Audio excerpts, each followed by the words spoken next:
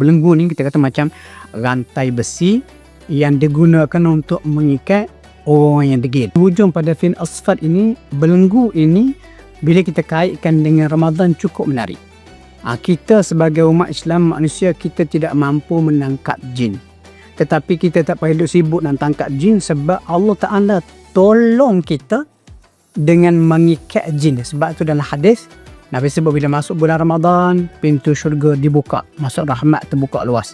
Pintu neraka ditutup, masuk kejahatan tu dihentikan. Hawa panasnya daripada terlepas. Dan disebut juga wasufidatis syayatin, perkataan tu. Jadi ayat ni dia kata wa akharin, ada setan-setan jin-jin lain yang degil muqarran terikat muqarranina fil asfad pada belenggu.